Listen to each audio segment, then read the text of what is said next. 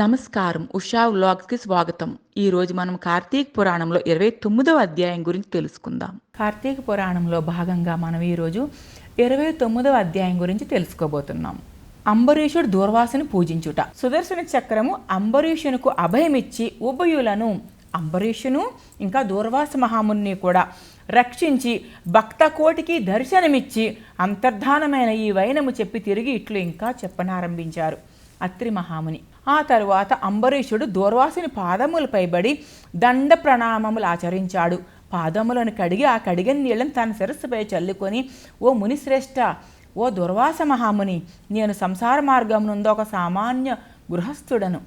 నేను సంసార మార్గంలో ఉన్న ఒక సామాన్య గృహస్థుడిని మాత్రమే. కానీ దూర్వాస మహాముని మాత్రం తపోయోగులు. ఓ మునిశ్రేష్ఠ, ఓ దూర్వాసముని, నేను సంసార మార్గమందున్న ఒక సామాన్యుడు గృహస్థుడను. నా శక్తి కొలది నేను శ్రీమన్నారాయణ్ణి సేవించెదను. వ్రతము చేసుకొనుచు ప్రజలకు ఎట్టి కీడు రాకుండా ధర్మ ప్రవర్తన కలిగి రాజ్యమేలుచున్నాను. నా వల్ల మీకు సంభవించిన కష్టములకు నన్ను మన్నించండి అని వేడుకున్నాడు అంబరీషుడు. శాంత స్వభావం గల అంబరీషుడు మహాభక్తుడు అవటం వల్ల, ఆయనకి చక్కటి జ్ఞానం ఉన్నందువలన ఆయన దూర్వాస మహాముని పాదములపై పడి ఆయన పాదాలు కడిగి ఆ నీళ్లు తల మీద చల్లుకొని ముకుళిత హస్తాలతో ఇలా వేడుకున్నాడు. దూర్వాస మహాముని, మీ ఎడల నాకు అమితమైన అనురాగం ఉంది. అందుచేతనే మిమ్మల్ని నేను ఆతిథ్యము ఇచ్చేదను అని ఆహ్వానించితిని. నా ఆతిథ్యమును స్వీకరించి నన్ను నా వంశమును పావనుని చేసి కృతార్థుని చెయ్యండి. మీరు దయార్థ హృదయులు. ముందు మీరు కోపగించుకున్నా కూడా, శపించినా కూడా మరలా నా గృహానికి విచ్చేసిరి. నేను ధన్యుణ్ణైతిని. మీ రాక వలన శ్రీ మహావిష్ణువు యొక్క సుదర్శన చక్రము చూచు భాగ్యము నాకు కలిగింది. ఇదంతా జరగడం వల్లే కదా మహావిష్ణువు తన చక్రాయుధాన్ని విడిచిపెట్టారు. ఆ చక్రాయుధం అంబరీషుడి ఇంటికి వచ్చింది. ఈ కథంతా జరగడం వల్ల, దూర్వాసుడు కోపం శపించడం వల్ల, ఇదంతా మీ వల్లనే కదా స్వామి, నాకు సుదర్శన చక్రాన్ని ప్రత్యక్షంగా చూసే భాగ్యం కలిగింది. అందుకు నేను మీకు రుణపడి ఉంటాను. మీరు చేసిన ఉపకారం నేను ఆజన్మాంతం మరువలేను మహాప్రభో అని దూర్వాస మహామునిని ప్రార్థించాడు అంబరీషుడు. మహానుభావ, నా మనస్సు సంతోషముతో మిమ్మెట్లు స్తుతింపవలేనో నా నోట పలుకులు రాకున్నవి. అంత ఆనందంతో నా మనసు నిండిపోయింది.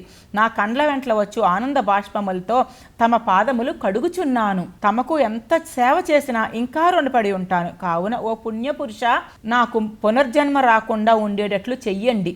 సదా మీ బోటి ముని శ్రేష్ఠుల యందు ఆ శ్రీమన్నారాయణ్యందు మనస్సు గలవాడినై ఉండునట్లు ఎప్పటికీ కూడా మీ వంటి మహనీయులకు శ్రీమన్నారాయణుడికి సదా సేవకున్నై ఉండేటట్లు నన్ను ఆశీర్వదించండి అని తన కన్నీటితో, ఆనంద బాష్పంతో వచ్చే కన్నీటితో దూర్వాస మహాముని పాదములు కడుగుచూ ఈ ప్రార్థనంతా ఆలపిస్తున్నాడు అంబరీషుడు. ఆ విధంగా అంబరీషుడు దూర్వాస మహాముని ప్రార్థించి పంక్తి భోజనమునకు దయచేయమని ఆహ్వానించెను. ఈ విధముగా తమ పాదములపై బడి ప్రార్థించుచున్న అంబరీషుని ఆశీర్వదించి దూర్వాస మహాముని ఈ విధంగా తమ పాదములపై పడి ప్రార్థించుచున్న అంబరీషుని ఆశీర్వదించి, రాజా, ఎవరు ఎదుటివారి బాధను నివారణ గావించి ప్రాణములు కాపాడదురో, ఎవరు శత్రువులకైనా కూడా శక్తి కొలది ఉపకారము చేయుదురో అట్టివారు తండ్రితో సమానము ధర్మశాస్త్రములు తెలియజేయుచున్నవి. కావున నీవు నాకు ఇష్టడవు, ప్రియమైన వాడవు, నా తండ్రితో సమానమైన వాడవు అని దూర్వాస మహాముని అంబరీషునితో పలికారు. దూర్వాస మహాముని ముని శ్రేష్ఠుడు అయినా కూడా ఒక సామాన్యమైన మానవుల్లాగా బ్రతుకుతున్న ఒక రాజుని దగ్గరకు తీసుకుని, ఎవరైతే శత్రువులను కూడా కాపాడుతారో, కష్టాల్లో ఉన్న వాళ్ళని ఆదుకుంటారో, అంత పెద్ద మనసు కలిగి ఉన్న వాళ్ళు ఎప్పుడూ కూడా ప్రాణాలను రక్షించిన వారు కన్న తండ్రితో సమానం. ప్రాణభిక్ష పెట్టిన ప్రతివారు కూడా కన్న తండ్రితో సమానం. కాబట్టి ఈ రోజు నుంచి కూడా నువ్వు నాకు చాలా ఇష్టడవు, ప్రియమైన వాడివి, నీవు నాకు తండ్రితో సమానం అని పలికారు దూర్వాస మహాముని. నేను నీకు నమస్కరించించో నాకంటే చిన్నవాడి ఒకట వల్ల నీకు ఆయుక్షీణం కలుగును అన్నారు దూర్వాస మహాముని. ఆ మహాముని కంటే కూడా అంబరీషుడు వయసులో చిన్నవాడు. అందుకని చెప్పి నేను నీకు చేతులెత్తి నమస్కరించకూడదు, ఆయుక్షీణం ఉండకూడదు. నీలాంటి గొప్ప రాజుకి, చక్కటి సద్గుణాలున్న రాజుకి దీర్ఘాయు ఉండాలి. ప్రజలను చక్కగా పరిపాలించే రాజుకి దీర్ఘాయు ఉండాలి. ఆ కారణంగా ఆ రాజ్యం అంతా కూడా ఆనందంతో ఉండాలి అని దూర్వాస మహాముని భావన. అందుచేత నీకు నేను నమస్కరించటం లేదు అంబరీష. నీవు కోరిన ఈ స్వల్ప కోరికను నేను నీకు తీర్చెదను. పవిత్ర ఏకాదశి వ్రతనిష్ఠుడవగు నీకు మనస్తాపమును కలుగచేసినందుకు వెంటనే నేను తగిన ప్రాయశ్చిత్తమును అనుభవించితిని. ఎంతో కల్మషం లేని మనసుతో, సహనంతో, విజ్ఞానంతో, ఓర్పుతో ఎప్పటికీ కూడా నీ సహనాన్ని కోల్పోలేదు. నేను నిన్ను కోపంతో ఎన్నో తిట్లు తిట్టాను, దూషించాను, శపించాను. అయినా కూడా నువ్వు నీ ఓపికను, సహనాన్ని కోల్పోలేదు. నా యందన్న గౌరవం కూడా నీకు తగ్గలేదు. అందుకని నేను నిన్ను ఇబ్బంది పెట్టినందుకే నేను ఇంత పాపం అనుభవించి తిని. నాకు సంభవించిన విపత్తును తొలగించటకు నీవే దిక్కయ్యావు. నిన్ను ఎంత ఇబ్బంది పెట్టినా సరే చివరకు నా కష్టాన్ని నువ్వే తొలగించావు, నా ప్రాణ సంకటాన్ని నువ్వే తొలగించావు. నీతో భోజనం చేయటం నా భాగ్యం కాకపోతే మరొకటి ఏమీ కాదు అని అన్నారు దూర్వాస మహాముని అంబరీషునితో. అంబరీషుని ఇష్ట ప్రకారము పంచభక్ష పరమాన్నములతో సంతృప్తిగా విందును ఆరగించారు దూర్వాస మహాముని. అతని భక్తిని అడుగడుగునా ప్రశంసించి అంబరీషుని దీవించి సెలవు పొంది తన ఆశ్రమానికి వెళ్ళిపోయారు దూర్వాస మహాముని. ఈ వృత్తాంతమంతా కూడా కార్తీక శుద్ధ ద్వాదశి దినమున జరిగింది. ఈ వృత్తాంతమంతా కూడా కార్తీక శుద్ధ ద్వాదశి పౌర్ణమి ముందు వచ్చే ద్వాదశి రోజున జరిగింది. కాబట్టి ఓ అగస్త్య మహాముని, ద్వాదశి వ్రతపు ప్రభావము ఎంతటి మహత్యం గలదో గ్రహించితివా? ఆ రోజున విష్ణుమూర్తి క్షీరసాగరమందున శేషశయ్యపై నుండి లేచి ప్రసన్న మనస్కుడై ఉండును. కనుకనే ఆ రోజుకు అంత శ్రేష్టత ఉన్నది. ఆ రోజు అంత మహిమ కలిగి ఉండడానికి కారణం కూడా అదే. ఆ దినము చేసిన పుణ్యము ఇతర దినముల్లో పంచదానములు చేసినంత ఫలమును పొందును.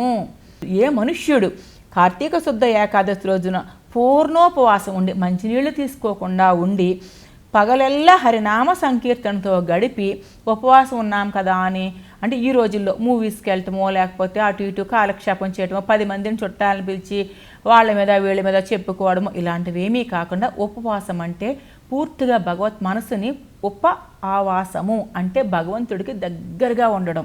ఉపవాసం అంటే తిండి మానేయటం అనే అర్థం కాదు, భగవంతుడికి దగ్గరగా ఉండడం. అంటే ఏంటి? మన మనసు భగవంతుడి పైన మాత్రమే ఉండడం. అట్లా రోజంతా ఏకాదశి రోజంతా పూర్ణోపవాసం ఉండి పగలంతా కూడా హరి నామమును తలుచుకుంటూ కాలక్షేపము చేసి సంకీర్తనలు ఆయన్ను తలుచుకుంటూ స్తోత్రాలు పాడుకుంటూ గడిపి ఆ రాత్రంతా కూడా పురాణము చదువుతూ నిద్ర చేయకూడదు. ఏకాదశి పగలు ఉపవాసం ఉంటే ఏకాదశి రోజు రాత్రంతా కూడా పురాణ పఠనము చదువుతూ లేక వింటూ జాగరణ చేసి ఆ మరునాడు అనగా ద్వాదశి నాడు తన శక్తి కొలది శ్రీమన్నారాయణ ప్రీతి కొరకు దానములిచ్చి బ్రాహ్మణులతో కూడి భోజనము చేసినచో అట్టివాని సర్వ పాపములు ఈ వ్రత ప్రభావం వలన పటాపంచలైపోవును. ద్వాదశి దినమున శ్రీమన్నారాయణకు ప్రీతికరమైన దినము కనుక ఆనాడు ద్వాదశి గడియలు తక్కువగా ఉన్నా కూడా ఆ గడియలు దాటకుండానే భుజింపవలెను. వ్రతభంగం మాత్రం కాకూడదు. ఎవరికైతే వైకుంఠంలో స్థిర నివాసం ఏర్పరచుకొని ఉండాలని కోరిక ఉండునో అట్టివాడు ఏకాదశి వ్రతము మరియు ద్వాదశి వ్రతము రెండూ చేయవలెను. ఏ ఒక్కటి కూడా విడవకూడదు. శ్రీహరి ప్రీతికరము కార్తీక శుద్ధ ద్వాదశి అన్ని విధాల శ్రేయస్కరమైనది. అన్ని ద్వాదశుల కంటే కూడా కార్తీక శుద్ధ ద్వాదశి అంటే కార్తీక మాసంలో పౌర్ణమికి ముందు వచ్చే ద్వాదశి 12 ద్వాదశుల్లోకి కూడా అత్యంత అంటే 12 నెలల్లో వచ్చే శుద్ధ ద్వాదశుల కంటే కూడా ఈ శుద్ధ ద్వాదశి ఎంతో విశేషమైనది. దాని ఫలితం గురించి ఎంత చెప్పినా కూడా తక్కువే. మర్రి చెట్టు విత్తనం చాలా చిన్నది అయినను కూడా అదే గొప్ప వృక్షమైన విధముగా కార్తీక మాసంలో నియమానుసారముగా ఏ కొంచెము పుణ్యమైన అది అవసాన కాలమున యమదూతల పాలు కానీక కాపాడును. మన కార్తీక మాసంలో ఒక గోరంత ఒక మర్రి గింజంత పుణ్యం చేసుకున్నా కూడా ఒక మర్రి గింజని మనం ఇంత గింజని నాటుతాం, కానీ ఎంత మహావృక్షం అవుతుందో అలాగే మనం చేసుకున్న చిన్న పుణ్యఫలం కార్తీక మాసంలో అట్లాగే అత్యంత పుణ్య ఫలప్రదాయమే చివరి దశలో అవసాన దశలో మనకి మృత్యుగడియలు సమీపించిన తర్వాత మన శరీరం విడిచినప్పుడు మనల్ని నరకము పాలు చేయకుండా కాపాడుతుంది. ఎంతటిదంటే ఆ పుణ్యం అవసాన కాలమున యమదూతల పాలు కానీయకుండా మనల్ని కాపాడు అంటే పుణ్యలోకాలైన వైకుంఠము కైలాసము లాంటి మోక్ష ప్రాప్తిని ఆ లోక ప్రాప్తిని మనకి ప్రసాదిస్తుంది ఇంత చిన్న పుణ్యమైన మనం కార్తీక మాసంలో చేసినచో. అందుకే ఈ కార్తీక మాస వ్రతము చేసి దేవతలే గాక సమస్త మానవులు కూడా తరించిరి. ఈ కార్తీక మాస వ్రతాన్ని మానవులే కాదు దేవతలు కూడా చేస్తారంట. ఎంతోమంది దేవతలు మానవులు చేసి తరించారంట. ఈ కథను ఎవరు చదివినను లేక వినినను సకల ఐశ్వర్యములు సిద్ధించి సంతాన ప్రాప్తి కూడా కలుగును అని అత్రి మహాముని అగస్త్యునికి బోధించిరి. ఈ కార్తీక మాసంలో 29వ అధ్యాయం ద్వారా మనం ఏం తెలుసుకున్నాము? ఈ కార్తీక మాసంలో ఏ రోజైనా 30 రోజుల్లో ఏ ఒక్క రోజైనా సరే ద్వాదశి ఏకాదశి అనే కాదు, ఆ 2 రోజులు చాలా పవిత్రం, మహా అదృష్టం చేసుకోగలిగితే. అట్లా కుదరని వారు ఆ నెల మొత్తంలో ఏ ఒక్క రోజైనా కూడా మర్రిగింజంత పుణ్యం చేసుకున్నా సరే అది మహావృక్షం వలె మనలను అంతిమ దశలో యమభటుల పాలు కానియదు అని చెప్పుకున్నాం కదా. ఈ 29వ అధ్యాయానికి సంబంధించి ఒక మంచి ఇతిహాసం ఉంది. ఇప్పుడు ఆ ఇతిహాసం గురించి మనం తెలుసుకుందాం. పూర్వకాలంలో ఒక కారు అడవిలో, అంటే ఇంకా కరెంట్లు అవి పుట్టని రోజుల్లో 100 ఏళ్ల నాడు ఒక కారు అడవిలో ఒక కిరాతకుడు జీవిస్తూ ఉండేవాడు. ఆ కిరాతకుడికి భగవంతుడు అంటే తెలియదు. భగవంతుడు అనే ఒక శక్తి ఉంటుందని కూడా ఆ కిరాతకుడికి తెలియదు. ఏమి తినాలో తెలియదు, ఎలా బ్రతకాలో తెలియదు. పాపము పుణ్యము అనే అసలు స్థితులు ఉంటాయని కూడా ఆ కిరాతకుడికి తెలియదు. అయితే అతని మనసు మాత్రం చాలా మంచిది. అతనికి తెలియకపోయినా కూడా, జ్ఞానం లేకపోయినా కూడా తెలిసి ఏ తప్పు చేయలేదు. దీనికి ఉదాహరణగా అతను తినాలి కదా, బ్రతకాలి కదా, బ్రతకడం కోసం అతనికి తెలిసిన విధంగా పెట్టలను, జంతువులను, పక్షులను వేటాడుకుంటూ పచ్చి మాంసం తింటూ జీవించేవాడు ఆ కిరాతకుడు. అయితే ఒకరోజు ఏమైంది, అతనికి అది కార్తీక మాసం కానీ అతనికి అవన్నీ తెలవు, కాలాలు తెలవు, ఎండాకాలం, వానాకాలం, శీతకాలం, అసలు వీటికి తేడాలు కూడా తెలియవు అనమాట. ఆ రోజుల్లో అతను ఆహారం దొరకక సరే ఒక తెల్లవారుజాము నుంచి కూడా అతనికి ఆహారం లేదు. బక్క చిక్కి శల్యమైపోయి ఉన్నాడు మనిషి. ఆహారం లేదు. ఏం దొరుకుతాయి అడవుల్లో? పక్షులు అవి కూడా ఏమన్నా పంచభక్ష పరవన్నాలు కాదు కదా. ఆ పక్షులను కొట్టుకు తింటూ ఏదో ఒక పూట ఎంత తింటాడు. అతనికి టైం ప్రకారం అన్నం తినాలి, లేకపోతే టైం ప్రకారం ఆహారాన్ని భుజించాలని కూడా తెలియదు. ఏ ఒక రోజుకో రోజున్నరకో ఎప్పుడో ఆకలేస్తో పెట్టను కొట్టుకోవడం, తినడం, లేదా ఆకలేస్తున్నా కూడా ఏమీ దొరకలేదు, అలా ఊరుకుండేవాడు. అతను ఒకరోజు ఉదయం నుంచి కూడా అతనికి సూర్యోదయం కాకముందు నుంచి కూడా అతనికి ఆహారం లభించలేదు. మంచి నీళ్ళైనా దొరకలేదు. ఆ అడవిలో ఆహారం కోసం వెతుక్కుంటూ తిరుగుతున్నాడు. అలా పొద్దున్న నుంచి చీకటి సంధ్యాకాలం అయిపోయింది. అయినా ఆహారం దొరకలేదు. ఏం చేయాలో తోచట్లేదు. ఇంకా చీకటి పడింది. ఇంక ఏదైనా దొరుకుద్దేమో అని ఆశతో అటు ఇటు తిరుగుతుండగా దూరంగా ఉండి అటు నుంచి ఇతని వైపు వస్తున్న ఒక పులి ఈ కిరాతకుడి కంటబడింది. వెంటనే భయపడ్డాడు.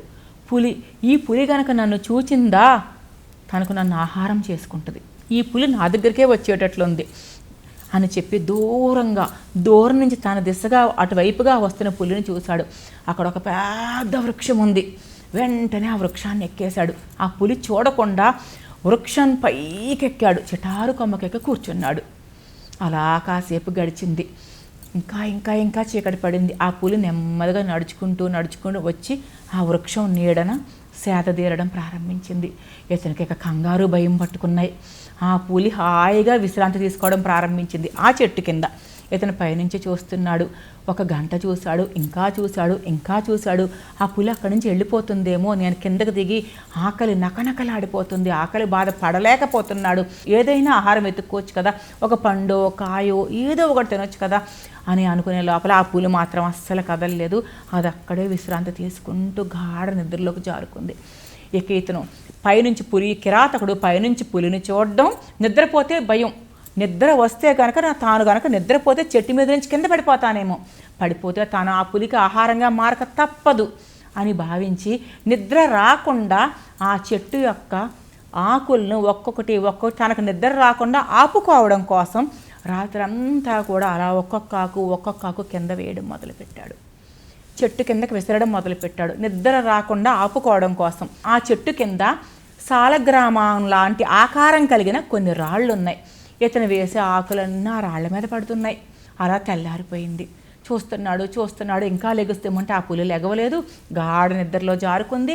ఈయన నిద్రపోకుండా ఉండాలి కాబట్టి, నిద్రపోయాడా పులికి ఆహారం అవుతానని భయంతో ఉన్నాడు కాబట్టి ఒక్కొక్క ఆకు వేస్తూ ఉన్నాడు. ఇంతకీ అతని ఎక్కిన వృక్షం బిల్వ వృక్షం. అది అతనికి తెలియదు. అతను తెంపి వేసే దళాలు మారేడు దళాలు, అంటే మనం చెప్పుకునే బిల్వ దళాలు. కింద ఉన్న రాతి ఆకారం శివసాలగ్రామ ఆకారం. ఆ సాలగ్రామం మీద ఆ పత్రాలు, ఆ ఆకులు అలా పడుతూ ఉండడం చేత తెల్లవారిపోయింది. వెలుగొచ్చేసింది. 24 గంటలైంది. ఇతను తిండి తిని నిద్రపోయి 24 గంటలు గడిచింది. అది కార్తీక మాసం. కానీ అతనికి మాత్రం ఏమాత్రం తెలియదు అది కార్తీక మాసం అని. తెల్లవారిపోయింది. పులికి మళ్ళీ ఆకలైనట్టుంది. నెమ్మదిగా లేచి వెళ్ళిపోయింది. చెట్టు నుంచి కిందకి దిగబోయాడు ఆహారం కోసం వెళ్దామని. అసలే బక్క చిక్కి ఉన్నాడేమో, 24 గంటల నుంచి ఆహారం లేదేమో, అంత బాగా పులి మీద భయంతో భయపడి చెట్టు చెటారు కొమ్మకి ఎక్కాడేమో. ఆ నీరసంతో కిందకు దిగిపోయి జారి పడిపోయి మరణించాడు. ఆ కిరాతకుడు మరణించాడు. జీవించి ఉన్నంత కాలమే కదా మనం ఈ శరీరంతో, ఈ శరీర వాసనలతో ఉంటాము. ఒక్కసారి మనం శరీరాన్ని విడిచిన తర్వాత ఆత్మ ఎంతో పవిత్రమవుతుంది. ఆత్మకి గత జన్మలన్నీ కూడా గుర్తుకొస్తాయి. వెంటనే కైలాసం నుంచి శివదూతలు వచ్చారు పుష్పక విమానం తీసుకుని ఈ కిరాతకుడి ఆత్మను తీసుకెళ్ళిపోవడానికి. ఈ కిరాతకుడు ఆత్మరూపంలో ఉన్నాడు కాబట్టి పూర్వజన్మల జ్ఞానాన్ని మొత్తం పొంది అడిగాడు, ఓ శివభటులారా, నాకు ఈ అర్హత ఎలా దక్కింది? నేను యమలోకానికి పోవాలి కదా. దేవుడంటే తెలియదు, దీపం అంటే తెలియదు, అర్చన అంటే తెలియదు. కనీసం నాకు ఒక మనిషికి కానీ ఒక జీవికి కానీ ఇంత భోజనం పెట్టాలని కూడా తెలియదు. జ్ఞానం లేని మూర్ఖుడను. నేను మరణించిన తర్వాత నాకు ఈ అదృష్టం ఎలా దక్కింది? నా సంశయాన్ని బాపుడని వేడుకున్నాడు ఈ కిరాతకుడు, పవిత్ర ఆత్మగా మారిన ఈ కిరాతకుడు. అప్పుడు శివభట్లు చెప్పనారంభించారు, ఓ కిరాతక, నువ్వు తెలిసి తప్పు చేయలేదు. నువ్వు బ్రతకడం కోసం మాత్రమే అది కూడా నీకు ఆకలేసే టైంలో నీ కంటికి కనిపించిన జంతువునో, నువ్వు తినగలిగే జంతువునో, నువ్వు దొరికిన పండునో ఫలాన్నో తిన్నావు. నీ మనసు నుంచి చెడు తలపెట్టి నువ్వు ఎవరికీ అపకారం చేయలేదు. అందుకనే నీకు అదృష్టం ప్రాప్తించింది. ఇది నీ పూర్వజన్మ పుణ్యఫలం వలన కూడా నువ్వు ఇంత అదృష్టాన్ని పొందావు అని చెప్పారు. ఈ ఇతిహాసం వల్ల మనం తెలుసుకోవాల్సింది ఏంటంటే, మనకు తెలిసి చేసినా తెలియక చేసినా కూడా పుణ్యమే. గత అధ్యాయాల్లో మనం చెప్పుకున్నాం, కరెంటు తీగను పట్టుకుంటే మనకు తెలిసి పట్టుకున్నా తెలియక పట్టుకున్నా కూడా కరెంటు తీగ దాని ధర్మం అది పాటిస్తుంది, షాక్ కొట్టే తీరుతుంది. అలాగే భగవంతుడిని కూడా మనం తెలిసి పూజించినా తెలియక పూజించినా దాని ఫలితం తప్పక పొందుతాం మనం. అలాగే మనకు తెలియకుండా, ఒక్కొక్కసారి మనకు తెలియకుండానే ఇతరులను బాధ పెడతాం. అది మనకు తెలియదు, మనం ఉద్దేశించి బాధ పెట్టం. మనకు తెలియకుండానే మన కారణంగా ఎవరో ఒకరు బాధపడవచ్చు. మనకు తెలియకుండానే ఎవరో ఒకరికి చిన్న అపకారం జరిగి ఉండొచ్చు. దానిని భగవంతుడు, దానికి ఆ చర్యకు భగవంతుడు క్షమాభిక్ష పెడతాడు అనటానికి ఈ ఇతిహాసం ఉదాహరణ. మనం తెలియక చేసిన తప్పుకి భగవంతుడు మనకు క్షమాభిక్ష పెట్టి మన చేత ఏదో ఒక సత్కార్యం చేయించి దాని వలన ఆ పాపాన్ని పోగొడతాడు అనటానికి తార్కాణం ఈ ఇతిహాసం. ఇది కార్తీక పురాణంలోని ఈనాటి 29వ అధ్యాయం. మళ్ళీ రేపు మనం 30వ అధ్యాయంలో కలుసుకుందాం. అంతవరకు సెలవు.